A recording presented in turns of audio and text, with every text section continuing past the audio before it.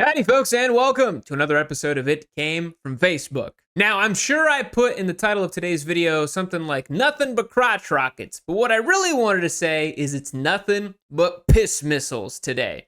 I don't think I can put that in the title of a YouTube video and have it not be suppressed by the algorithm, because that's kind of a crazy title, even by my standards. But today we're looking at cheapo, go-fast motorcycles and trying to determine if any of them are actually worth purchasing, who should buy them, when they should buy it. I know a lot of you out there like this sort of thing. This isn't exactly my audience. I know that some people like to think that, oh, Yami Noob just talks to all the squids and all the guys buying piss missiles. Actually, those guys don't really watch my stuff. They think I'm too nerdy and dweeby anyways, but this is kind of my bread and butter, what my channel has been born out of. So let's take out the first motorcycle, which is a secret piss missile. I'm trying to start you guys off with something a little tasteful today before we get into the truly heinous and weird stuff. This is a 2010 KTM RC8R, $6,500 asking price with 24,000 miles. If you don't know, the RC8 was KTM's last real superbike. Actual like superbike competition motorcycle designed to go on track first, street second. The new 990 really is more of a road bike that can kind of go on track. This was an all analog monster of a motorcycle. I had the chance to ride one of these on track back in 2019 at Road Atlanta, and I really fell in love with the machine. It has a lot of like old school big V-twin Ducati character to it, all wrapped up in a very aggressive KTM orange bleeder package. Very cool machine. Let's see what the seller has to say. Seller says, insane V-twin for street or track use. Mechanically sound, cosmetically meh. At least for being honest. Bike has been laid down on both sides, both under 30 miles per hour, one time in rain, never usually ridden in rain. That's got to be a bummer, right? If you don't normally take the bike out in the rain and then you go and bin it, that sucks. All bent components have been replaced and or upgraded. Clutch and brake levers are scraped, but work as intended. I have a handful of mismatched plastics that will be included and can be sanded and painted in an effort to clean up cosmetics. Well, you're just like listing off projects that I could do with this bike. I could also say, oh, and then I'm going to put some full floating rotors on it. I'm going to put an exhaust. You could do all these things. Like, you don't need to list stuff that I could do to the motorcycle, right? New Recluse clutch pack, relatively new tires, fresh pads and brake bleed, new bright aux driving lights, auxiliary driving lights, new battery with trickle charger, track stands also included. You know, this isn't a terrible deal for this motorcycle. These are kind of rare. They're hard to come by. This one's in sort of rough shape. It's been like, I would say, how do I put this? It's been used in a way that it was intended to be used, but maybe like a little aggressively, you know, like it's been crashed a few times left and right, but it's been at least cared for. What I appreciate is that this person certainly washed this motorcycle, put it on the stands before listing it. We got a couple photos of it. I really do appreciate that. Sometimes people don't even go through the effort of taking the photos with the bike all clean and stuff. Tires look nice. Stock swing arm, which is good to see. So this isn't even true piss missile status, to be honest. This is more of just like regular street squid sport bike stuff. And time has been kind to this motorcycle. I still think it looks pretty purposeful and pretty interesting. I think this is just a big sticker that this person put on there. I really don't even know what this is. It looks like, I want to say, I mean, you guys gonna think I'm crazy. It looks like a sultan with two penises and a star right underneath down here. It looks, that's what I'm seeing. Oh, it's a unicorn. Maybe it's a magic eye trick. I thought this was a head right here, but no, it's a unicorn. This is the unicorn's long mane, and then I think the horn right there. Regardless, that has nothing to do with the motorcycle. So both track stands, 24,000 miles on the RC8R. Here's the thing. As a 16-year-old KTM, it's going to have electrical gremlins and problems out the ass. I know people love to say, these are, you know, reasonable and reliable when taken care of. I've never seen an older KTM product not have some weird issues with it. Even stuff that's not that old has weird issues with it. I've seen 3 or 4-year-old Super Dukes with electronics problems. KTMs are just always kind of basket cases. So I think for the KTM enthusiast who wants a bit of a project, wants an RC8, and doesn't mind getting their hands dirty a little bit, this could be a good buy. But for the squid who's looking for a true piss missile, this is not the right choice. Moving on. Now we're talking, boys. 2008 Honda CBR 6000, 2,800 miles on the clock. My friend over here on the bike with the most epic, goated background picture I've ever seen in my life, staring whimsically at the Subaru WRX over here. This... I don't know if this whole thing is AI generated or if it's just the background, but this is like the most needlessly epic photo of this man with this machine. Now, here's the issue. This motorcycle here is the one that's for sale. The car is not for sale. The background is not for sale. That's priceless right there. That beautiful backdrop is priceless. I have a really hard time believing this photo is real. If it is, my God, that's the most beautiful sunset that any of us have ever seen in our lives, right? Okay, so let's take a look, and then we're going to see some closer photos of the bike. Clean title, roll racing bike. Hey, at least you're being honest and letting us know what's up. 6K firm cash price, willing to look at trades, but cash is king. Bike is dyno tuned on PC5 with an MR12 map on a switch. So PC5, I believe, is the Power Commander 5. With the MR12 is a race fuel. So MR12 is an actual race fuel, much higher octane. So that's pretty serious stuff to do a race map dyno tune on a bike is like, okay, you're really about that. Carbon stacks, Anatori quick shifter, Brock strap kit. Do not worry, that is not something you're going to find at your local kink shop. A Brock strap kit is actually a small setup where you have the front end slammed down with the ratchet strap. It's used for roll racing and drag racing bikes. It's basically to just slam the bike as far down as it can go. Ceramic bearings. This person is serious business, dude. We did ceramic bearings, I believe, on our Ninja 400 race bike that we had. That was actual CMRA competition machine, not roll racing stuff. Motovember lightweight frame, aftermarket fiberglass tail with lightweight battery. Bikes on a complete diet weighing 380 pounds. That is super duper lightweight for a 1000. My Daytona 675 and full race trim was about 360 pounds. So for just 20 pounds more to have a 1000cc bike, very impressive. Lots of money in this bike, runs and rides, lots of new parts with fresh tune-up also. Not a beginner bike by no means. If post is up, it's still available, and I'll get to you as soon as I get time. Please no junk and don't waste my time. Serious buyers only. Let's take a look at the bike.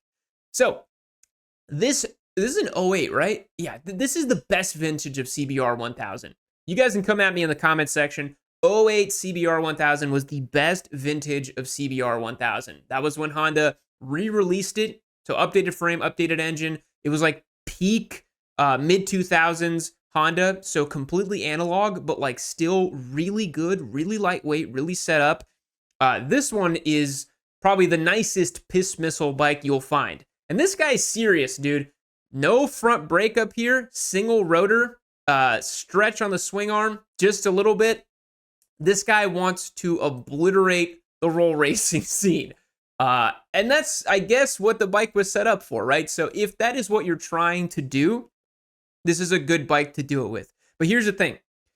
Much like track bikes, much like stunt bikes, you know, a roll racing bike has been built and modified to a very specific purpose. You basically end up with a motorcycle that is very difficult to ride around town or to ride in a normal way. Seller did not mention any sprocket changes or updates. I see that he has a chain over here, and I think he's showing the length of the bike or the stretch. So we have the 66 inches right here for the wheelbase, I think is what he's trying to show us, which is quite stable and long. If you wheelie this motorcycle, that's going to be very impressive. I don't think it's really set up to do that. I guarantee you there's some sort of like sprocket chain or setup on this thing. You probably never do all these different mods to not do that. It's been modified to a very specific purpose. So if you are in market for a cheap, go fast motorcycle, but you want it to still do normal motorcycle stuff, let's say you're not about like, I'm only gonna roll race my bike, which I don't recommend that you do. That's not a good idea. To keep that stuff to actual racetracks, right? I would recommend getting a more normal, more stock-ish 1000. I think getting someone's project like this is like, you got to be a very specific person looking for a very specific type of motorcycle. And even then, you may want to do your own modifications on the machine. It's pretty rare that you would want to buy somebody else's project bike like this because, you know, maybe you want less of a stretch. Maybe you want a different subframe setup. Maybe you want a different seat unit. Maybe you want different suspension. And again, if you're that niche of a buyer, you're probably not looking at this stuff. You're just going to do your own bike. So I do wish this seller the best of luck. This is, again, one of the nicer roll racing bikes that I've seen pop up on Marketplace. And I'll tell you what, you know, this is what I talk about with the piss missile stuff. $6,000 for this bike. This bike with a reasonable weighted rider on it, call it 180 to 200 pounds, will probably obliterate 99.99% of vehicles on the road. There's going to be very, very, very, very, very few vehicles that are going to be able to keep up with a well set up 1000 like this. I mean, it's absurdly fast, absurdly fast. So keep that in mind. As the guy said, not for beginner riders, and just not really, you know, there's more to motorcycling than this, right? Moving on. Okay, this price is insane on this. This doesn't make any damn sense. 2003 Honda CBR, $6,000 for 3,000 miles on it. First of all, I doubt it has only 3,000 miles on it. Completely doubt that. Already for several reasons, right? You have a giant Punisher sticker on the side of the fairing here, like absolute cheeseball, cornball stuff over here. I haven't seen a Punisher sticker in a long time. I don't think people even do those anymore. Those are like lame, like 10 years ago. Are people still doing Punisher stickers? And then we have the ripped up seat over here. I just don't buy it that this thing only has 3,000 miles. I think this guy maybe he got a fresh engine with 3,000 miles, but definitely not.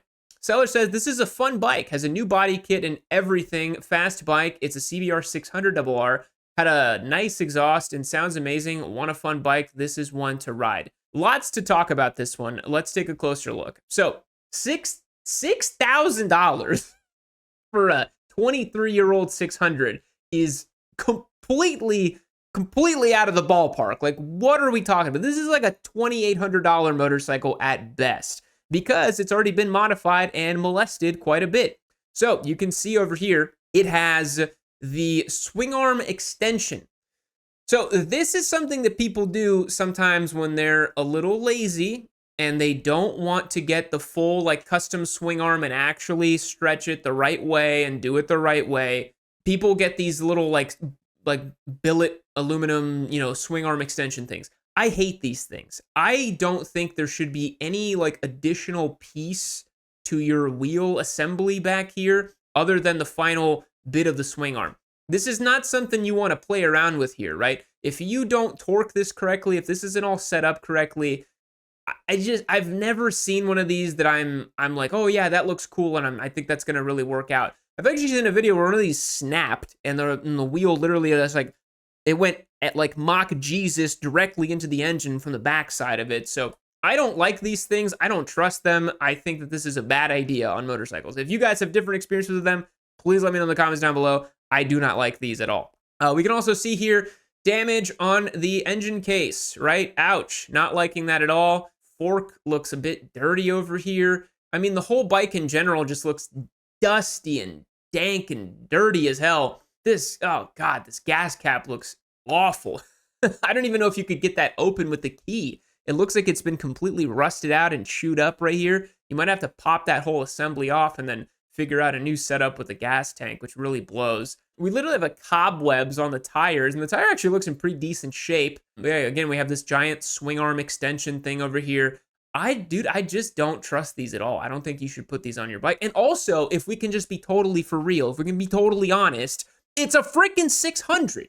It's a 600. They make barely any torque. They're not that fast, especially the CBR 600. This thing made like, on a good day, like 115 horsepower. You do not need to stretch the swing arm on a 600. Oh my God, like stretching 600s should be a crime against God, nature, and all of motorcycling. Why are you doing that? We have the classic squid mods over here. We're missing the bar end mirrors. This thing's been slammed down in the triple tree a little bit. You can see right in this photo, the triples are popped up. So it's like someone kind of half-assed a roll race bike with this. And I just want you to keep in mind, this is a 600 with like crappy squid roll racing mods going for $6,000. I gotta say, the other guy that we just saw selling a 1000, you know, for $6,000, that's pretty well sorted, way better deal, way more interesting, right? This guy's gonna have a really hard time moving this CBR for $6,000. I'm gonna be totally honest. 2,500 bucks for this POS at best. Moving on. Boys, I'm coming to you real time here in the streets of Austin, Texas on my Aprilia Tuono V4 factory. This is our newest giveaway motorcycle. Make sure you head over to the website, get your best chance to win, lock and load it, become a member, and you will gain automatic entries to win this fantastic motorcycle. If you want to cruise around and make sweet V4 sounds like this, then you can go and join as a member. Click that link below and let's get back to the show, baby. All right, for the clout chasers, your time has come. 2025 BMW S1000, $26,990 with 1,400 miles on the clock. Somebody has regretty spaghetti, as we call it here on the channel. Seller says practically brand new and already upgraded. Okay, 1,400 miles, break-in, done. So if you don't know, when you buy these brand spanking new, they do not let you rev out the engine until over 600 miles on the clock. That's just a BMW thing. You got to tool around with the bike for 600 miles without being able to get it above about 8,000 RPM. It sucks. We had a giveaway S1000 that we did in early 2024, which weirdly enough, not many people were into. I think it was just a weird time of year. Maybe people had fatigue from like all the other leader bikes we did in 23. I want to do an S1000 giveaway again because that was really weird that one didn't work. I think if I do it like summertime, it's just going to work out better.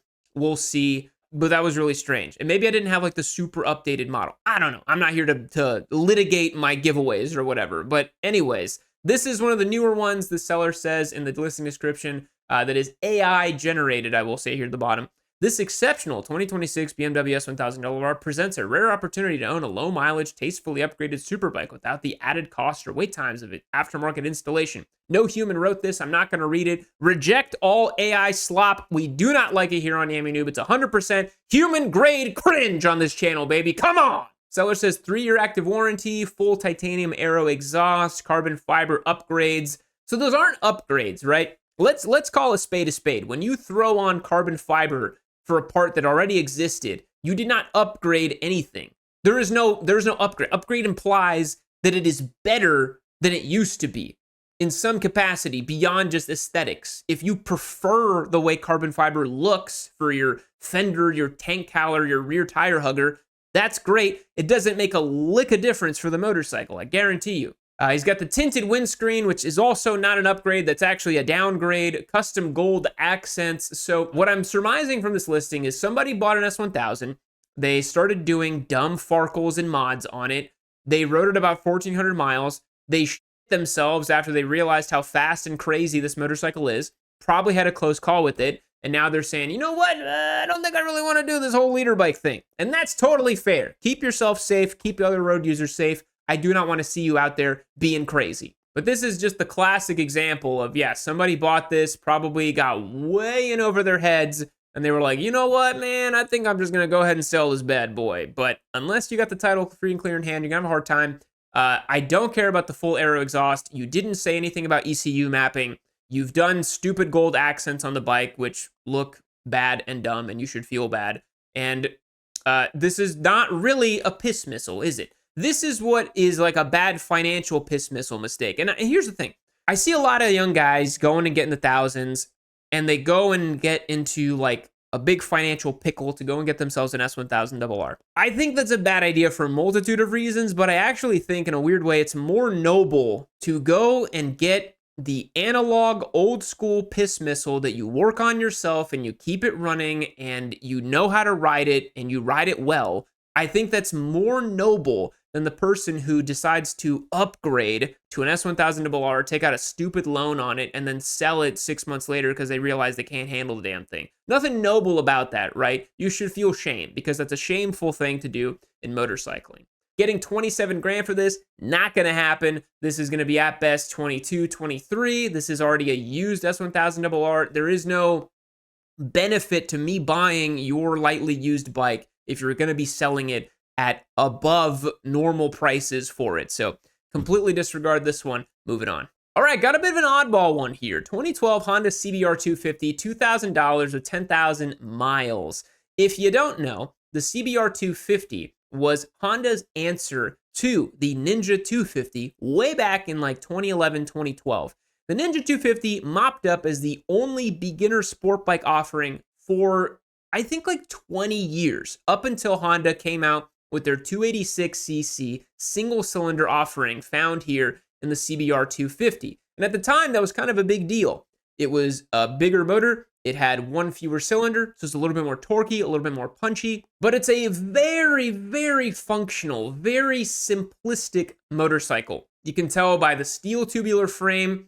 I think it is a stressed engine member. It doesn't have a cradle down here. I thought it was a cradle frame like a Gixxer 250, but even the humble CBR 250 is better than that. It has look at that super budget swing arm. Like, this is a very simple, budget, beginner-friendly motorcycle.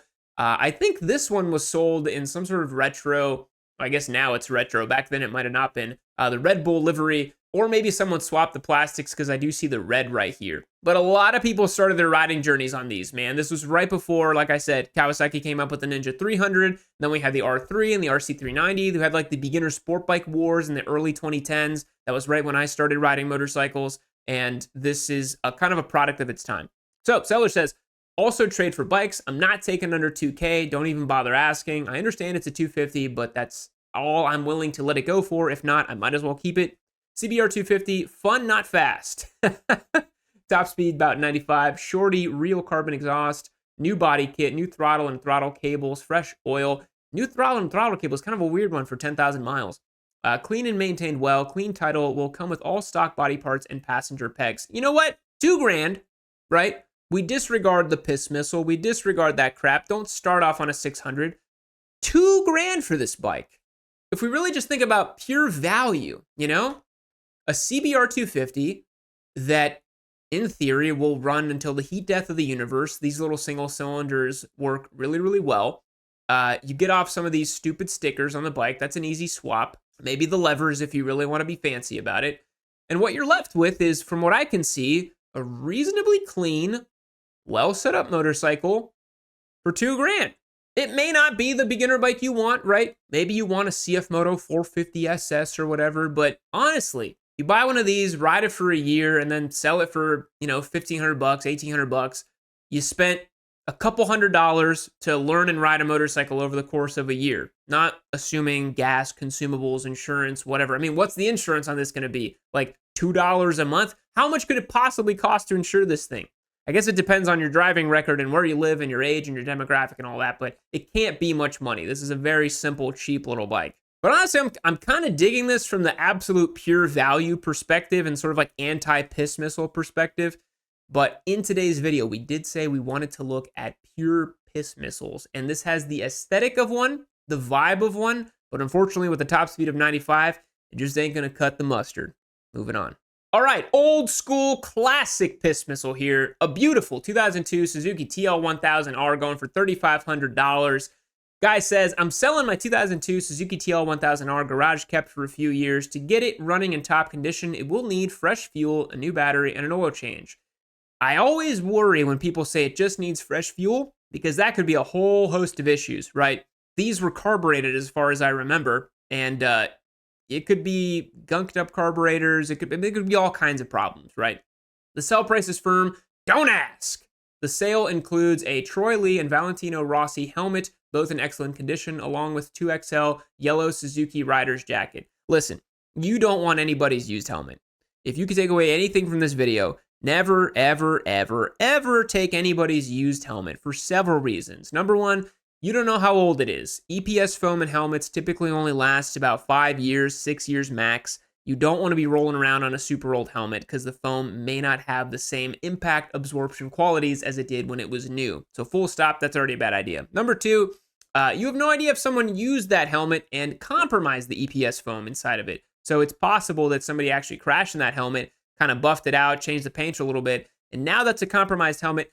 What I'm saying is never play around with your cranium. Protect it at all costs. Your brain is you. Wear a helmet, brand new, with the right certs, with the right stickers. Don't get a used helmet. That's absolutely crazy.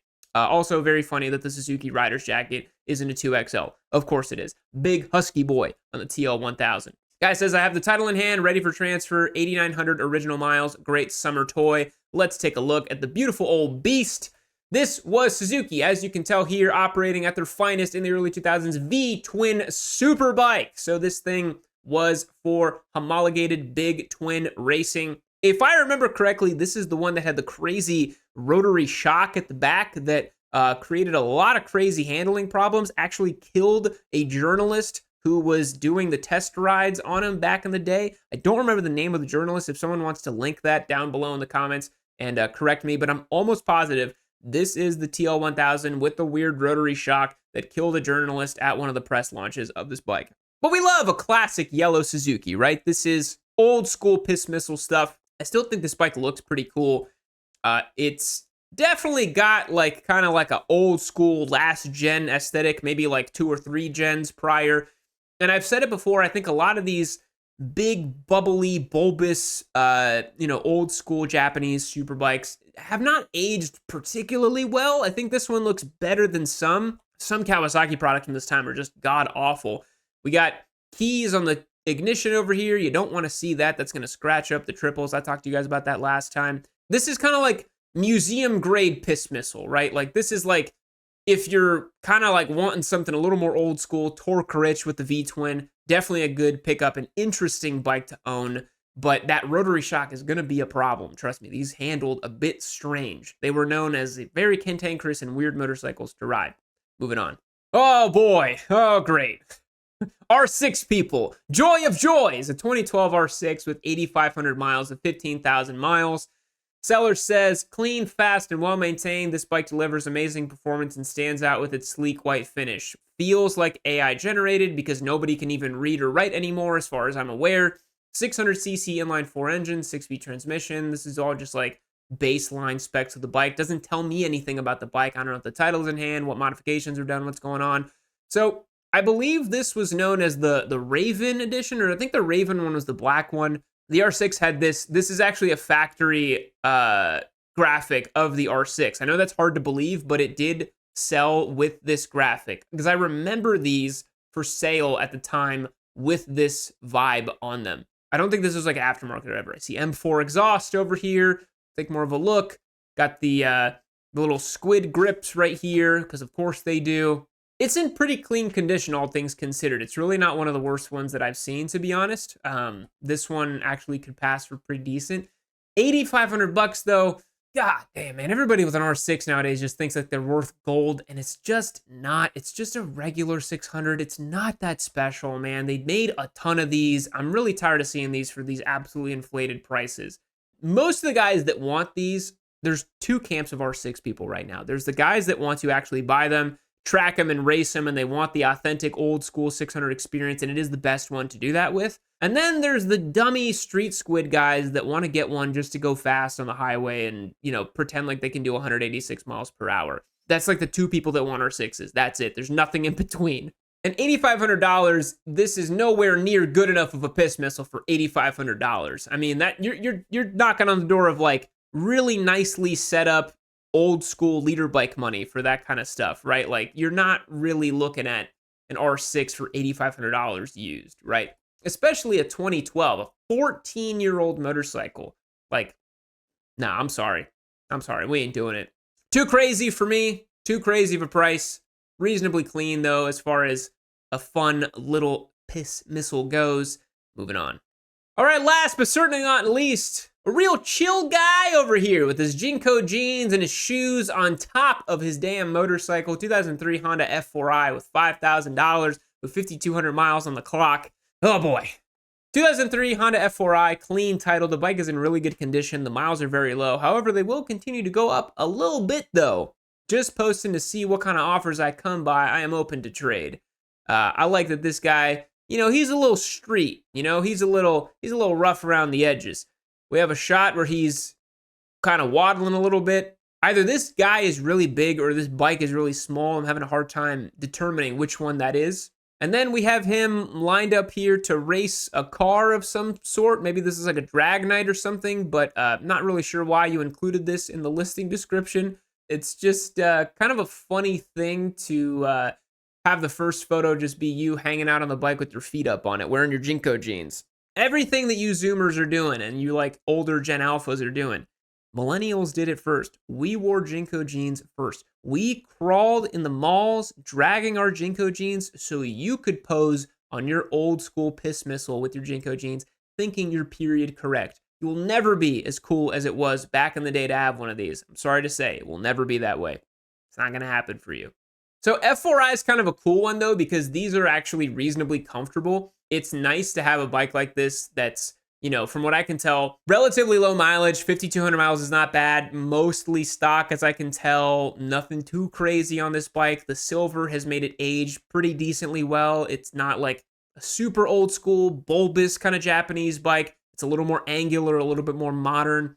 And I think it's actually done pretty well for itself. Is it worth $5,000? If the miles really are that low, probably, you know, somewhere in like the $4,000 to $5,000 mark. People really like these a lot. These are used as stunt bikes for years and years. These are just like a classic bulletproof, you know, street inline four motorcycle from back in the day. You know, before we had the R7s and the not so super sports, this was kind of what you got when you wanted to just like have a nice setup, reasonable middleweight sport bike for the street. So being that the last photo is this gentleman at a drag strip, he's using it for its intended purpose, and the CBR F4i over here being used in life as a good piss missile that it is. All right, boys, that's going to wrap it up for today. Thanks so much for hanging out with me for a little bit and looking at these silly motorcycles. If there's another type of category or another Facebook style you want me to do, please let me know in the comments down below. Love to do this one. Always a ton of fun. Catch you in the next one. See you later.